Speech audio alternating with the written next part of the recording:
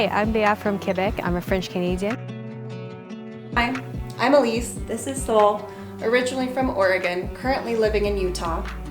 We met Bea 3 years ago while we were all digital nomads living in Playa del Carmen, Mexico. Our friendship took us through the mountains of Chiapas, the beaches of Oaxaca, and all the way to the edge of the world, Antarctica. We have been drawn to PCT because of its mission to connect the land, the people, and the community, and that has been a line of direction in our own work. We're not just photographers, we're storytellers, eager to capture every part of the PCT journey, especially weaving in the theme of friendship. This isn't just a hike. It's about hanging out, sharing laughs, and all those random awesome moments that just pop up. And trust us, we will have plenty of them.